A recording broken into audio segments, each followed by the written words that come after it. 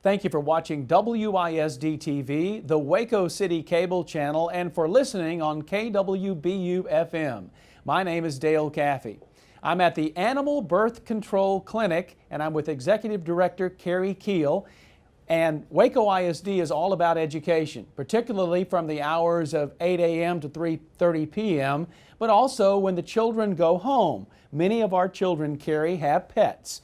And be it a dog, a cat, or whatever, there are responsibilities that go along with being a pet owner. We're here to talk about those with you, and thank you so much for having us today at the Animal Birth Control Clinic. First of all, let's talk about this facility and the services you offer. We're actually where the cats are awaiting surgery. We're in a room, so if you hear some meows from time to time or some barking in the background, the dogs are right across the way, you'll know why.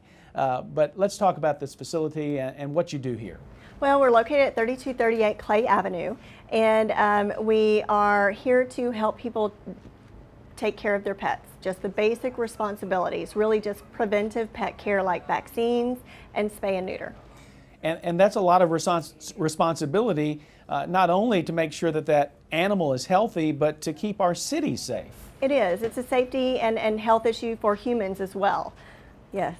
We saw some surgeries going on. In fact, it's going on right next door to us here.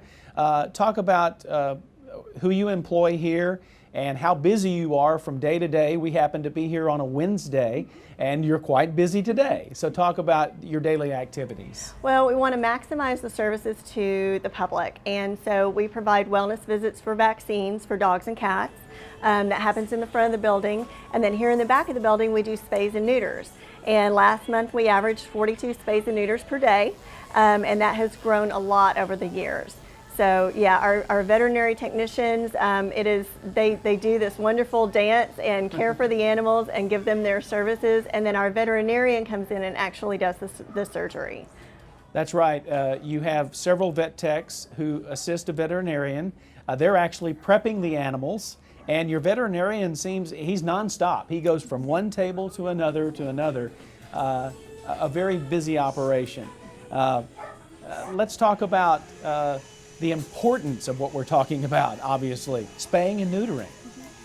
You know, it really positively affects the behavior of the animal. So we know that if you don't get your pet fixed, that any behavior problems are likely to get worse. And that if you do get your pet fixed, those are likely to get better, and even your pet would be easier to train. So it affects behavior as well as the health. And of course, animal population can be a problem. We hear all the time about feral cats and obviously dogs running loose in the street sometime. And sometimes those dogs do things that we don't particularly like chase us on a bicycle or bite our children or ourselves. So talk about how animal birth control fits in with what the city of Waco is trying to do right now as far as animal control. You know, spay and neuter makes our city safer. The animals that have aggression are typically not fixed. And then the animals that are doing some of those nuisance behaviors like running loose to find a mate maybe, or perhaps barking all night, again in frustration. So those things typically get better once the animal is fixed. Let's talk about vaccines, because that's another role that you play here at the Animal Birth Control Clinic, not just birth control, but disease control. Sure. Rabies is the first of the list because that is such a human care, a human risk. So that's required by state law, and we provide that for $10. Wonderful. You have special days from time to time, I think, where sometimes you have a line that goes outside the door. We do have special days. We offer, for the folks that are busy from Monday through Friday, the second Sunday of every month from 10 to 2, we provide a clinic for vaccines only. So you can come by, no appointment necessary. We've got 2 veterinarians, all of our vet tech staff is here, and an army of volunteers. So we also do that during the week, 10 to 2, same prices, but we still want to have that Sunday available for those that are busy during the week.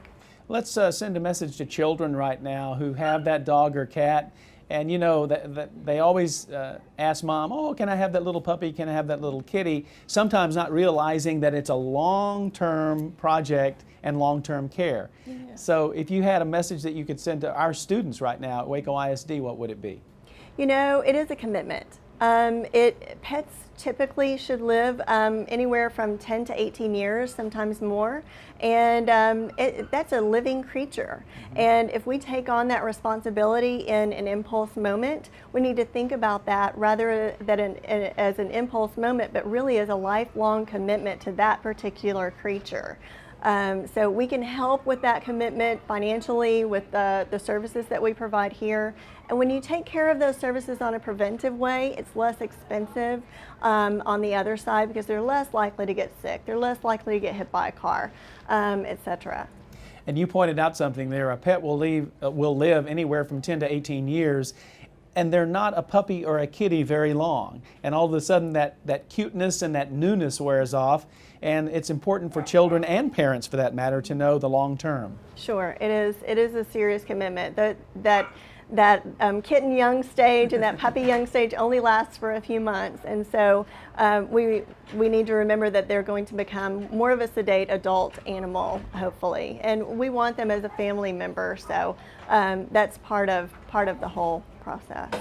And we have vet techs actually coming in at this moment, and we have a patient, looks like, who just got out of surgery, and we're getting a shot of that on our WISD TV camera at this point, and still a little bit groggy and asleep, but it goes into that kennel now, right? And I see the eyes open on the kitty, and it looks like there's some movement there, but still trying to recover from the anesthesia a little bit. Yes, this kitty just came off the recovery area in the table, and she will continue to wake up throughout the afternoon, and she will be as though nothing happened by about 4 o'clock when the pickup of the patients begins. So she'll be sitting up, meowing, ready to go home. Let's once again talk about the services you offer and what you offer to low-income households. We do. We really want to help those folks. We offer free spay and neuter if needed, if they are on some kind of government assistance. So if you live within the city limits of Waco and you have a type of government assistance like food stamps, the CHIP, disability, or Medicaid, give us a call and we can help out with that part.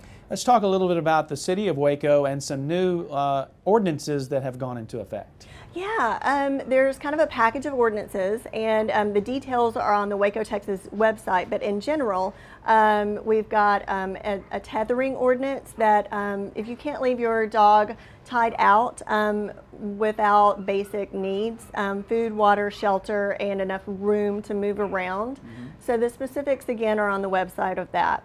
Another one is the mandatory microchipping. Let's talk about microchipping. Is that something you offer here? We do, okay. And in partnership with the City of Waco, before January 1st, we are offering opportunities to get free microchipping done. Wow. Mm-hmm. And talk about the benefits of microchipping.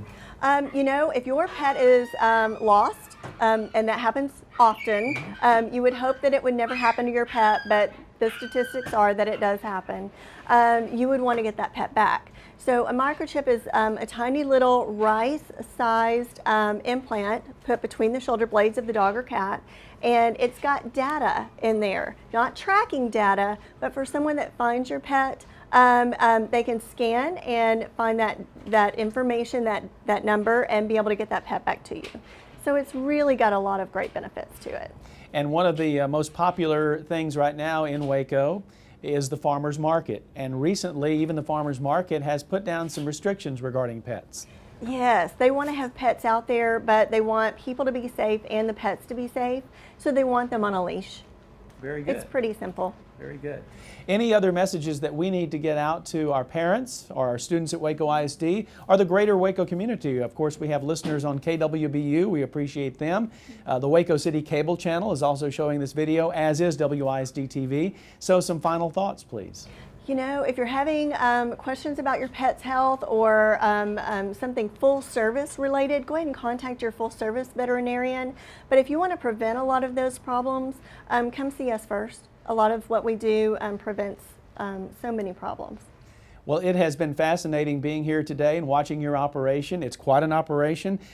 Speaking of that, do you entertain guests from time to time in field trips? Absolutely. We participate in mentoring programs through the school district, and we love to have students tour. So and adults. For whatever reason, just come and watch. It really is fascinating. It certainly is, and you do a great job here. Thank you so you. much, Thank Carrie you for Keel, having me. with the Animal Birth Control Clinic. She is the executive director, and we thank you for watching on WISD TV, the Waco City Cable Channel, and for listening on KWBU FM. This is Dale Caffey reporting.